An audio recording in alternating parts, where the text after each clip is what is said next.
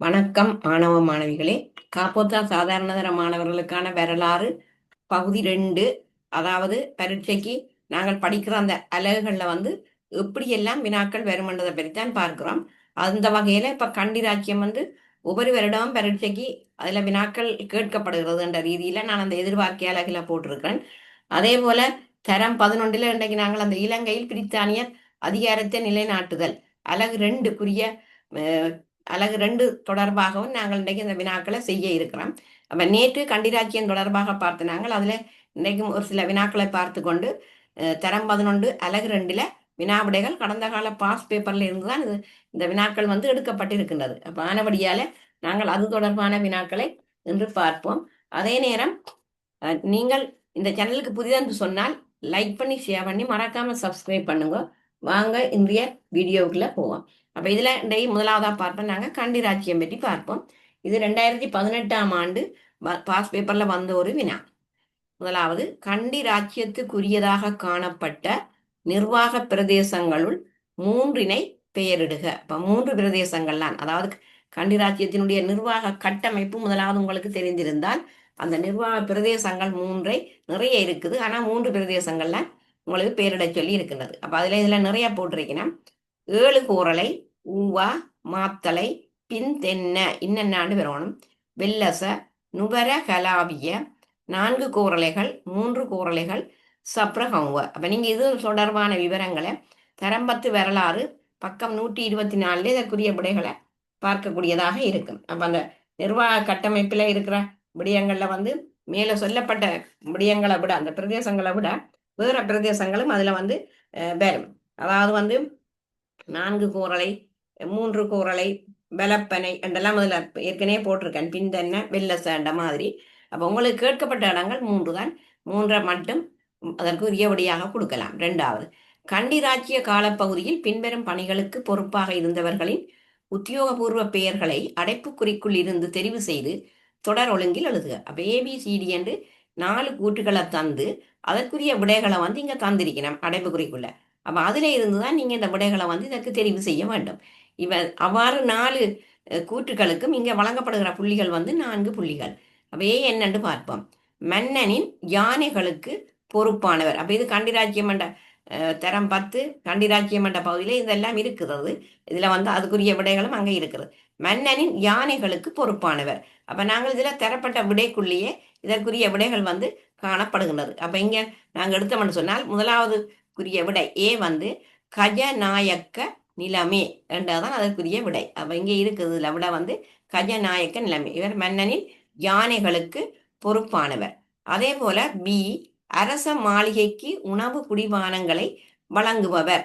அது பத்வதன நிலைமை.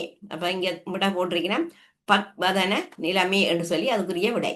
அதே போல சி மன்னனுக்கு வேண்டிய ஆடை அணிகளுக்கு பொறுப்பானவர். அதில் இந்த அடைப்புக்குறிக்கே இருக்கிறது சலுவடன நிலைமை என்றதான் அதற்குரிய விடை. டி மிகச்சிறிய நிர்வாக அலகான கிராமத்துக்கு பொறுப்பானவர். அதற்குரிய விட விதானை. விதானை என்றதான் டி இங்கே விதானை என்று அதில் சொல்லப்படுகின்றது. அதே போல இதில் உங்களுக்கு தரப்பட்ட விடையில இதில் பார்த்தீங்கன்னா தெரியும் தீயவதன நிலைமை என்றதையும் நீங்கள் அதை தெரிஞ்சு வச்சுக்கலாம். அது அதில் இல்லை. தீயவதன நிலைமை என்றது எதற்கு பொறுப்பாக இருப்பவர் என்று சொன்னால் புனித தந்ததாதுவிற்கு பொறுப்பானவர் தான் தீயவதன நிலைமை. அதாவது புனித தந்ததாதுவிற்கு பொறுப்பானவர் தீயவதன நிலைமை. அப்போ அதோட நீங்கள் சேர்த்து படிக்கலாம். அது மாதிரி கோரலைகளுக்கு பொறுப்பானவர் கோரலை என்று சொல்லி வரும். அடுத்தது கண்டிய, அதாவது கண்டிய மலைநாட்டு சமூகத்தில் காணப்பட்ட திருமண முறைகள் பற்றி விவரிக்குக. அப்ப திருமண முறைகள் எவ்வாறு காணப்பட்டது என்று சொன்னால் அதுல 3 வகை திருமணங்கள் காணப்பட்டது. அதாவது தீக, பின்ன, அதே போல ஒரே வீட்டுல சாப்பிடுதல் என்றது. அப்ப இது தீக என்றது ஒரு வகையானது, பின்ன என்றது ஒரு வகையானது, 3வது ஒரே வீட்டில் சாப்பிடுதல். இது 3 வகை திருமணம். அதே போல திருமணங்கள் எல்லாம் குல அடிப்படையில தான் தீர்மானிக்கப்பட்டது. அப்ப நீங்கள் அந்த இதனுடைய விளக்கங்களை நீங்கள் தரம் 10 வரலாறு பாடநூல்ல பார்த்தீங்கன்னு சொன்னா இதனுடைய விளக்கங்களை நீங்கள் அதில் பார்த்து கொள்ளலாம். அடுத்தது கண்டிராட்சிய காலப்பகுதியில விவசாயம், கைத்தொழில் ஒழுங்கமைக்கப்பட்ட முறையை எடுத்து காட்டுக. அப்ப கண்டி ராஜ்யத்துல விவசாயம் எப்படி காணப்பட்டது என்று சொன்னால், பிரதான விவசாய பொருளாதார முறை காணப்பட்டமை நெல் விவசாயம், வீட்டு தோட்ட செய்கை, அதே போல சேன பயிர் செய்கை. இப்ப சேன பயிர் செய்கைன்னு சொன்னா அதுல காய்கறிகள், கிழங்கு வகைகள், மற்றது வந்து எள்ளு, பயறு, குரக்கன், அப்படி சேன பயிர் செய்கை செய்ய பண்ணப்பட்டது பயிர்கள். அதே போல விலங்கு வேளாண்மையும் முக்கியத்துவம் பெற்றிருந்தமை. அதமாய் விவசாய நடவடிக்கைக்காக அத்தம் முறை பயன்படுத்தப்பட்டிருந்தமை. அப்ப இது விவசாயம் சம்பந்தமா. அதே போல இந்த கண்டி ராஜ்யத்துல கைத்தொழில் எடுத்தோம்னு சொன்னா எப்படியான கைத்தொழில்கள் காணப்பட்டது? வாசனை திரவியம் தொடர்பான கைத்தொழில்கள் வளர்ச்சியடைந்தமை, வளர்ச்சியடைந்து காணப்பட்டமை. அதே போல பல்வேறு கைத்தொழில்கள் காணப்பட்டமை. இப்ப உதாரணமாக விவசாய உபகரணங்கள், வனைதல் தொழில், புடவை கைத்தொழில், ஆபரண கைத்தொழில், அதே போல பித்தளை பொருட்கள் முதலியன. அத மாதிரி பாரம்பரிய கலைப்பொருட்கள் உற்பத்தி செய்யப்பட்டிருக்கின்றது. மற்றது இந்த இரும்புருக்கு, மற்ற இந்த பாய், பெட்டி, கடகம் உழைத்தல், அப்படியான ஓலை கைத்தொழில்கள், அதே போல உலோக கைத்தொழில்கள் காணப்பட்டமை. அதே போல குல அடிப்படையில கைத்தொழில்கள் காணப்பட்டமை. அப்ப இது வந்து கண்டி ராச்சியத்துல இந்த விவசாயம் கைத்தொழில் எப்படி ஒழுங்கமைக்கப்பட்டிருந்தது என்றதை நாங்கள் அந்த கீழே சொன்ன அந்த உதாரணங்கள் மூலம் விளக்கக்கூடியதாக இருக்கும். அப்ப இதற்கு வந்து 6 புள்ளிகள். அப்ப கண்டி ராஜ்யத்துல இப்படியான முறையில இந்த கேள்விகள் வந்து உங்களுக்கு கேட்கப்படலாம். இது ஒரு எதிர்பார்க்கை அலகுகள்லாம் இப்படி எல்லாம் கேள்விகள் வரலாம் என்றதை நாங்கள் பார்ப்போம். அது மாதிரி நாங்கள் கண்டி ராஜ்யத்துல 2022ஆம் ஆண்டு ஒரு வினா வந்திருக்கிறது. அது நான் இதுல போட இல்லை. அந்த வினாக்களை நான் வாயாலேயே சொல்லி அதுக்குரிய விடைகளை சொல்றேன். இப்ப கண்டி ராஜ்யத்துல நடைமுறையில் இருந்த 3 வரி வசூலிப்பு ஒழுங்கமைப்பின் பெயர்களை குறிப்பிடுக. அண்டா 10 அந்த வரிகள்ன்றது வரி 10 அந்த 3 வரி வசூலிப்பு ஒழுங்கமைப்பின் பெயர்களை குறிப்பிடுக. அது உங்களுக்கு தெரியும். போக்குவரத்துக்கான வரி மடியே 10, யானை பிடித்தலுக்கான வரி உருவிய 10, செலவைக்கான வரி ரதா 10, நெசவுக்கான வரி கெந்த 10, வனைதலுக்கான வரி படகெல 10. அது மாதிரி 2வது வினா கண்டி ராச்சியத்தில் குற்றவாளிகளுக்கு வழங்கப்பட்ட 4 தண்டனைகளின் பெயர்களை குறிப்பிடுக. அது உங்களுக்கு தெரியும். பாடநூலியே இருக்கிறது. தண்டனைகள் கன்னத்தில் அறைதல், முழந்தால் இடச் சொல்லுதல், விலங்கிடுதல், தென்னை மட்டையால் அடித்தல், அதே போல கசையால் அடித்தல், நாடு கடத்துவது, யானையால் மிதித்து கொல்லுதல். அப்ப அது வந்து கண்டிராட்சியத்துல வந்து குற்றவாளிகளுக்கு வழங்கப்பட்ட தண்டனைகள். அப்ப இப்படி ஒரு வினா. அத மாதிரி அதுல 3வது கேள்வி கேட்டிருக்கீங்கன்னா கண்டிராட்சியத்தின் பொருளாதார அமைப்பின் 2 பண்புகளை விவரிக்குக. அப்ப அங்க சுயதேவ பொருளாதார முறை இருந்திருக்கு, விவசாயம் அத்தம் முறையும் இருந்திருக்கு, நெற்பயிர் செய்க, வீட்டு தோட்ட பயிர் செய்கை, மிருக வளர்ப்பு, சேன பயிர் செய்கை முறைகள், அதே போல ஏனைய கைத்தொழில்கள். இப்ப நான் ஏற்கனவே சொன்ன ஒரு கேள்வி மாதிரி இரும்பு கைத்தொழில், லோக கைத்தொழில். அதே போல 4வது கண்டி ராச்சியத்தில் சமூக ஒழுங்கமைப்பில் காணப்படும் 3 பண்புகளை குறிப்பிடுக.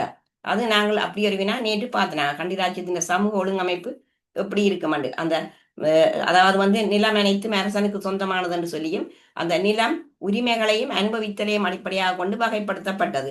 நேற்று நாங்கள் பார்த்த கபாடகம், நிந்தகம், தேவாலகம், விகாரகம், பரவேணிகம். அப்ப கபாடகம் என்றா நீங்க என்னன்னு சொல்லணும், அரச மாளிகைக்காக பயன்படுத்தப்பட்டமை. நிந்தகம் பிரதானிகளின் சேவைக்காக வழங்கப்பட்டமை என்ற ஒரு விளக்கத்தை கொடுக்கலாம். இது நேற்று விடைகளோட உங்களுக்கு தந்திருக்கின்றேன். இன்னைக்கு நாங்கள் அடுத்ததாக அடுத்த அலக பார்ப்போம்.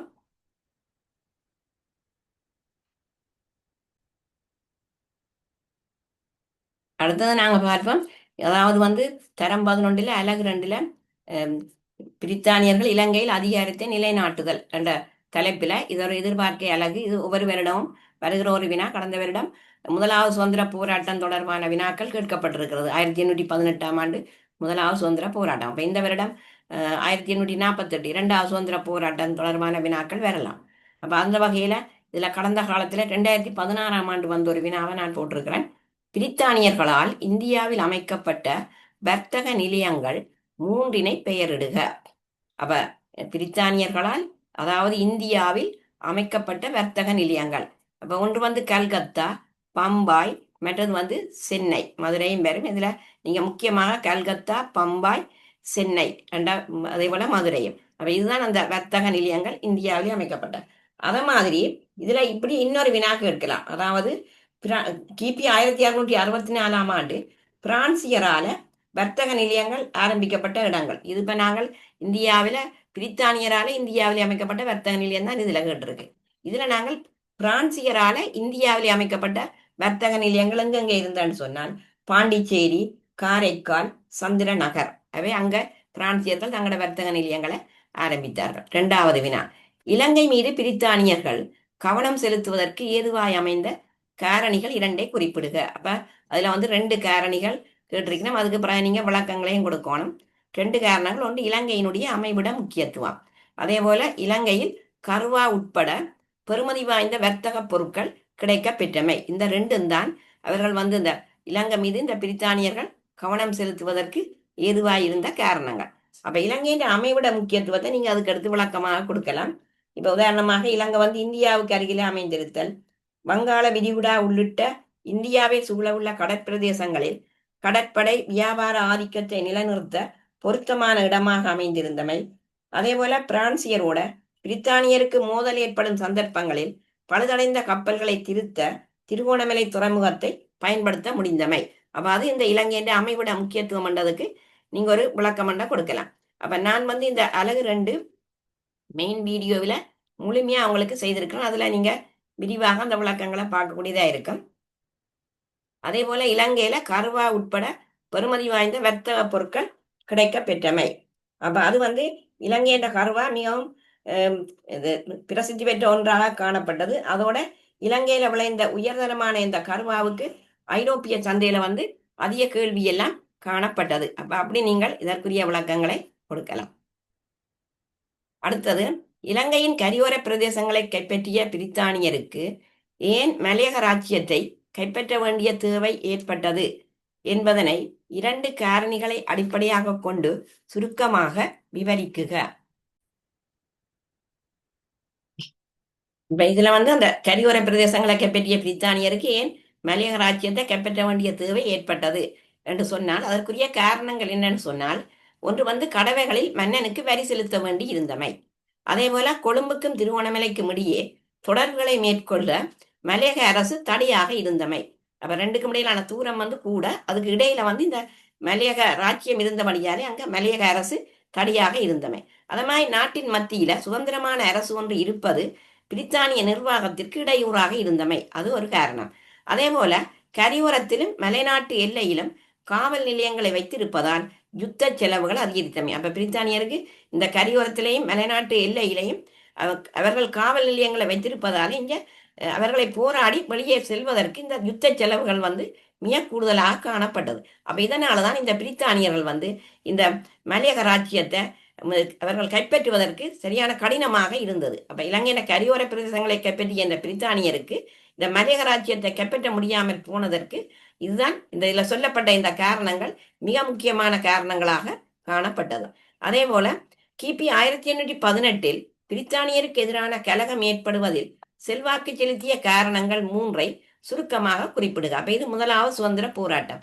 ஏனென்றால் அந்நியராட்சிக்கு எதிராக நடந்த போராட்டங்கள் 2. ஒன்று முதலாவது சுதந்திர போராட்டம், அதே போல ரெண்டாவது சுதந்திர போராட்டம். அது வந்து கிபி 1848 நடைபெற்றது.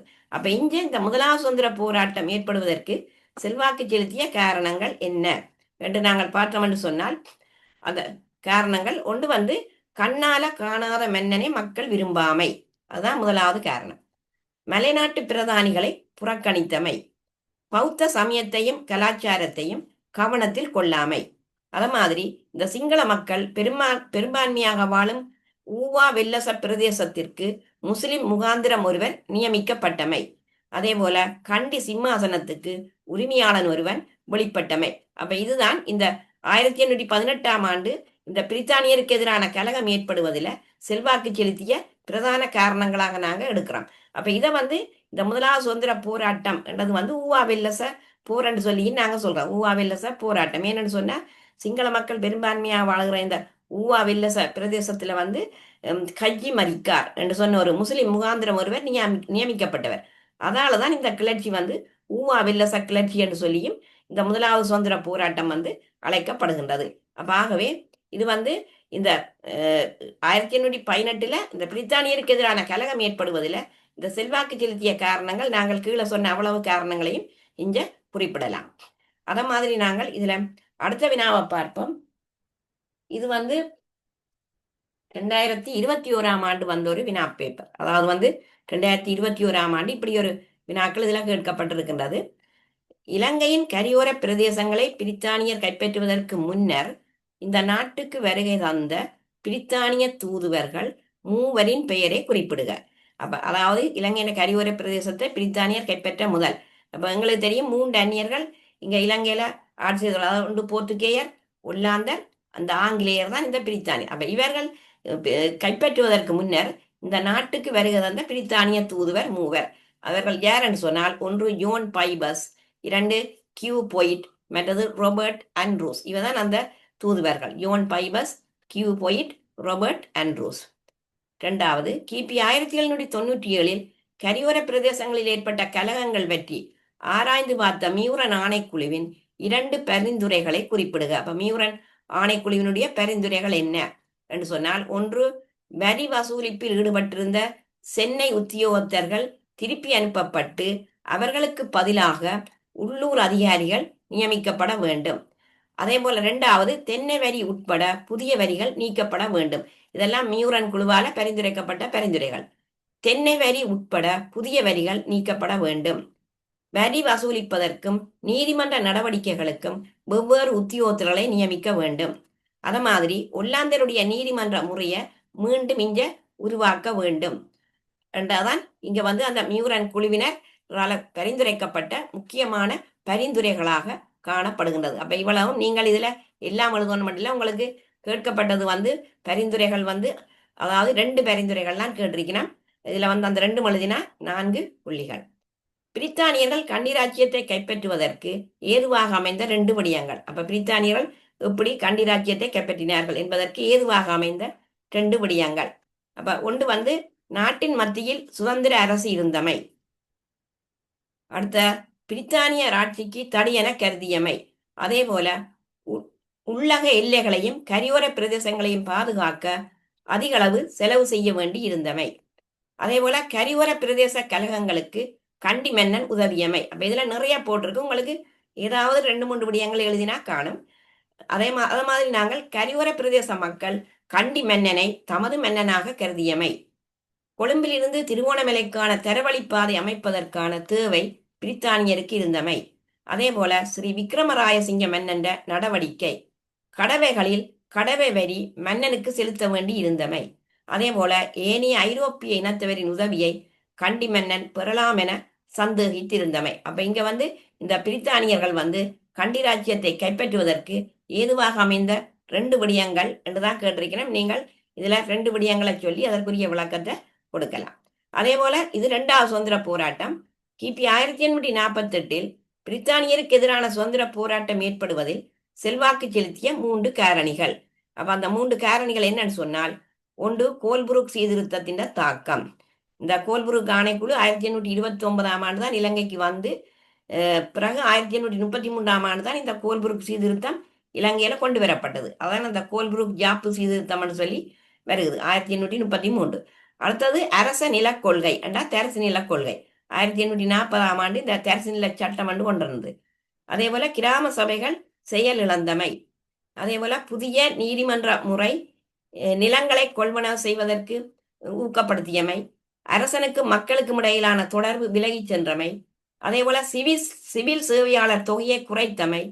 அதே போல நிர்வாக அதிகாரிகளின் நிர்வாக பிரதேசம் பரந்ததாக இருந்தமையால் அதனை நிர்வகிக்கவும் மேற்பார்வை செய்வதும் சிரமமாக இருந்தமை. அப்ப இப்படி இதுல நிறைய இந்த காரணங்கள் சொல்லப்படுது. அது மாதிரி அரசின் புதிய வரி கொள்கைகள். அப்ப இவ்வாறான காரணங்கள் தான் இந்த 2வது சுதந்திர போராட்டம் இந்த பிரித்தானியருக்கு எதிராக ஏற்படுவதில் செல்வாக்கு செலுத்திய முக்கியமான காரணிகளாக நாங்கள் இதை குறிப்பிடலாம். அப்ப நீங்கள் இந்த காரணங்களை சொல்லிக்கலாம். இப்ப ஏதாவது 3 காரணம் தான் கேட்டிருக்கணும். அப்ப இதுல உங்களுக்கு பாடநூலே நிறைய இருக்கு. அதுல 3 காரணங்களை எடுத்து பிறகு அதற்குரிய விளக்கங்களை கொடுக்கலாம். அப்ப இதுல அந்த சுதந்திர போராட்டத்துல செல்வாக்கு செலுத்திய காரணங்கள் என்ன, பிறகு அந்த சுதந்திர போராட்டம் அதாவது ஏன் தோல்வி அடைந்தது என்றதற்கான காரணங்கள். அப்ப அப்படியெல்லாம் கேள்விகள் வரலாம். அந்த போராட்டத்துக்கு வழிவகுத்த காரணி, அதே போல 2வது சுதந்திர போராட்டத்தின் இயல்புகள் என்ன, பிறகு அந்த 2வது சுதந்திர போராட்டம் ஏன் தோல்வி அடைந்தது. அப்ப தோல்வி அடைந்தமைக்கான காரணம் என்று சொல்லிக்க, இந்த 2வது சுதந்திர போராட்டம் ஏன் தோல்வி அடைந்ததுன்னு சொன்னா அதுக்குரிய காரணங்கள் போராட்டம் முறையாக ஒழுங்குபடுத்தப்படாமை. மற்ற இரண்டாவது சாதாரண மக்கள் தான் போராட்டக்காரர்களாக இருந்தார்கள். அதே போல தேவையான படைப்பயிற்சியோ ஆயுதங்களோ அவர்களிடம் காணப்படாமை. அதே போல மலைநாட்டு வீதிகள் தொடர்பாக ஆங்கிலேயருக்கு போதிய அறிவு இல்லாமை. போராட்டம் மலைநாட்டின் சில பிரதேசங்களுக்கு மட்டும்தான் எல்லைப்படுத்தப்பட்டிருந்தமை. அதே போல ஆங்கிலேயருடைய நவீன ஆயுதங்கள். அப்ப இதனாலதான் இந்த 1848 போராட்டம் பிறகு தோல்வியில வந்து முடியுது. அப்ப இதுல உங்களுக்கு கேட்கலாம் இந்த முறை இந்த 1800 போன முறை 1818 வந்தது கேள்வி. இந்த முறை 1848 தச்சமயம் வரலாம் என்று எதிர்பார்த்தால் அதுல வந்து அந்த போராட்டம் தோல்வி அடைந்தமைக்கான காரணம். அதே போல 1848 போராட்டத்தின் விளைவுகள் என்னன்னு கேட்கலாம். அப்ப அதுல நீங்க அதெல்லாம் கூட பாடநூல்ல இருக்கு அந்த விளைவுகள் என்னன்றது. அதே போல இந்த 1848 சுதந்திர போராட்ட தலைவர்களை எல்லாம் நீங்கள் தெரிஞ்சு வச்சிருக்கணும். அந்த 1818 சுதந்திர போராட்ட தலைவர்கள் யார், 1848 சுதந்திர போராட்ட தலைவர்கள் யார், அந்த சுதந்திர போராட்டங்கள் வரைய பிரதேசங்கள் என்றதில் அதிலே இருக்கணும். அப்ப 1848 சுதந்திர போராட்டத்தை எடுத்தோம்னா அதிண்ட தலைவர்கள் கொங்காலே கொடபண்டா, வீரபுரனப்பு, டிங்கிரால, தினீசண்டெல்லாம் அந்த தலைவர்கள் இருக்கணும். அப்ப இவ்வாறு நீங்கள் இந்த வினாக்கள் வந்து இவ்வாறெல்லாம் கேட்கப்படலாம். எல்லாம் எதிர்பார்க்க இந்த அலகிலையும் பரீட்சைக்கு எதிர்பார்க்கலாம். ஆனபடியால நீங்கள் பரீட்சைக்கு இவ்வாறான வினாக்கள் விடைகளை படித்து இதில் பயிற்சி பெறுங்கள். இந்த வீடியோ உங்களுக்கு பிடித்திருந்தால் லைக் பண்ணி ஷேர் பண்ணி மறக்காம சப்ஸ்கிரைப் பண்ணுங்க. நன்றி.